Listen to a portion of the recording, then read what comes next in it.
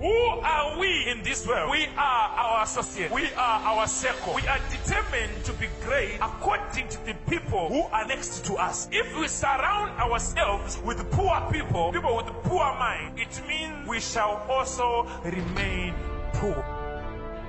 Poverty is an attack from the devil to frustrate you. How do you tell that you are poor? You are poor because right now everything is centered on you. If you die today, you die with everything.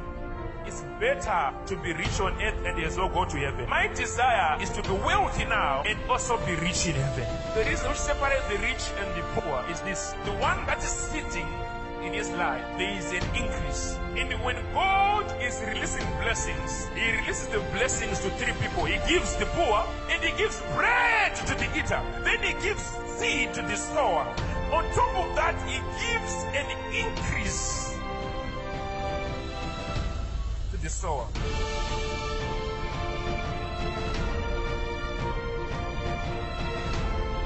There are three people in this world.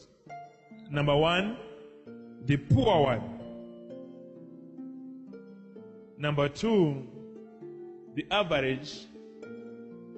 Number three, the rich. Go anywhere, you'll find these three: the rich, the average, and the poor. To be poor does not mean that you don't love God. One may pray in tongues, even of the angels, yet very poor. So to be poor does not even resemble that you are not a Christian. To be poor only resembles that you are not following the principles of the kingdom of God. Principles are principles. They cannot be changed according to a person. Actually, a person must change to suit principles. Principles are law which governs everywhere. An example of a law is the law of gravity. If you go to America, there's the law of gravity. If you go to South Africa, there's the law of gravity. There are other laws which cannot be changed. There are laws which cannot be altered according to a person. So if you see one person poor, it means there are principles which they are not following. If you look at Africa, we are ranked as a poor continent. The main reason is lack of invention. We do not invent new things. We copy what is invented already.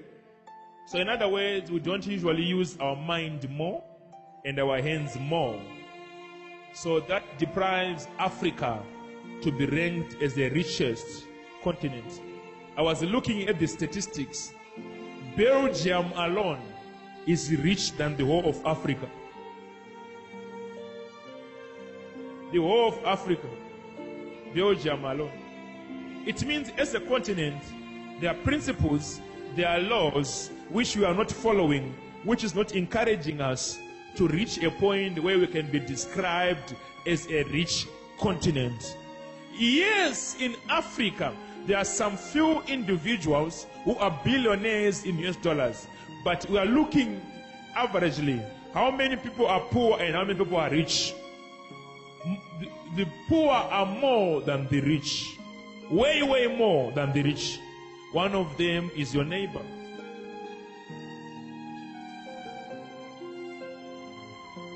Is it true? What is to be rich? What is to be wealthy? To be wealthy or to be rich is whereby there is proper insurance for your nephew. It's whereby right now as you are surviving, the son of your son is assured that they will survive through your sweat. How do you tell that you are poor? You are poor because right now everything is centered on you. If you die today, you die with everything. In other words, you are poor because everything is centered on you. There is nothing which can proceed or protrude after you. Everything which is yours, as I'm preaching right now, may be on you. The last money that you have is in your pocket. it may be a gathering of poor people, may be gathered here as poor people, but the question is, how come we are all poor? How come our grandchildren cannot benefit from our sweat? Well, number one, it's because we want to work for people. We don't want to use our hands. We want someone to employ us, whereby we are limited by their salary.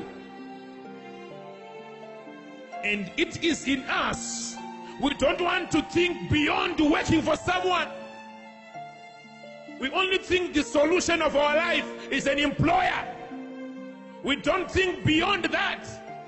Yet, whoever employs you will never give you something which is enough. So our approach in life determines our condition in life. We are taught from the system of our education that the best achievement in life is to be employed. It will satisfy you, but it will never make you rich. Who agrees with me that it's better to be rich on earth and as well go to heaven? To be rich now and as well go where? To heaven. That's how our Father is. He is not a father who is poor. He is a father who is rich. My desire is to be wealthy now and also be rich in heaven. But so what I'm teaching you right now is things that must make you established on earth. So the first principle is the principle of limitation, whereby you are limited to the employer. There is no one who can give you $1 billion whilst they are not worth $1 million. So when a man of God releases the blessing here and say, receive your money, you will receive, yes, but only according to your employer. It's very clear. Everyone gives what is inside them. Where do you expect to get $1 million whilst you are employed with 1,000 there? The biggest blessing you can ever get is a bonus times 2 your salary. And look at the amount of your salary. Not more than 600, not more than 500, not more than 400. Whoever is supposed to bless you, they are also limited on what they have. In other words, no one can give you more than what they have. It's only a man of God who can release more than what they have. But for you to get it in your hands, your surrounding determines. Who are we in this world? We are our associates. We are our circle. We are determined to be great according to the people who are next to us.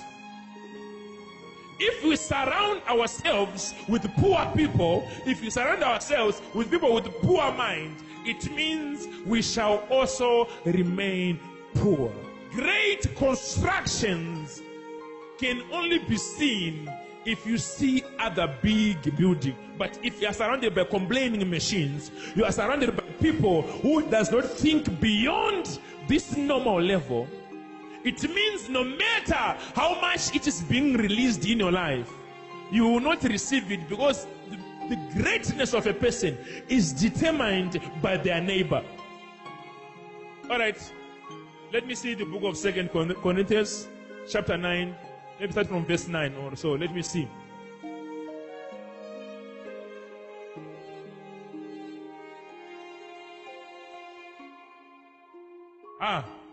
And God is what?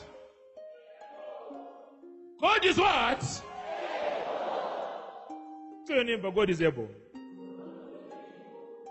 to make all grace abound towards you, that you always having all sufficient in all things. Let me tell you this. I don't know how you can program this verse in your head. Please don't remove it. But this verse moves me every time. Having all sufficient in what? All things. It means there's good health, there's enough money, there's peace in your life. Why? God is able. May have an abundance for every good work. Verse 9. I want you to listen now. As it is written,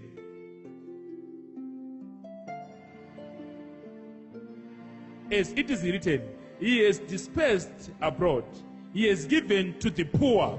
His righteousness endures forever. He gives to what? He gives to what? Next verse.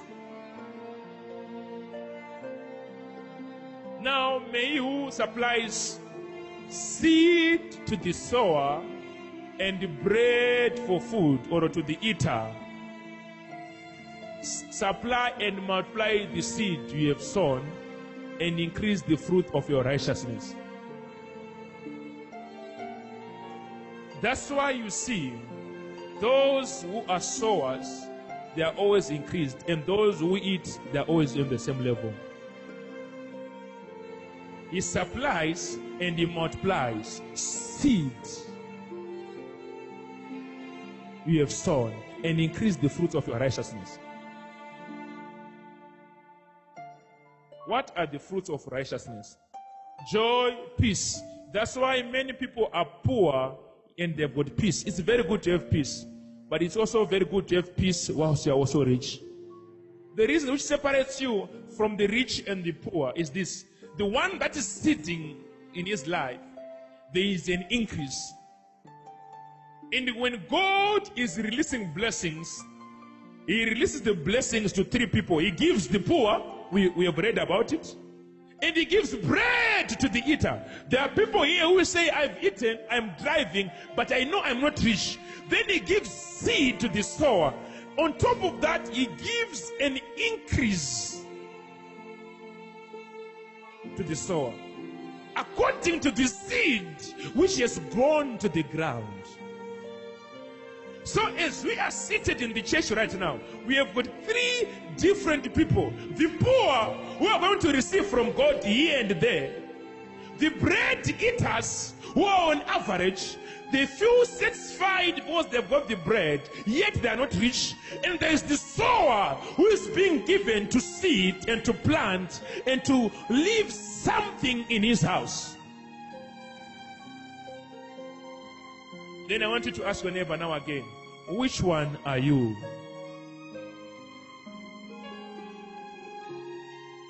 Why we never improve in life is because of pride. Whatever God gives us, if we think of ourselves only and we do not train ourselves to be serious, we remain very much on the average.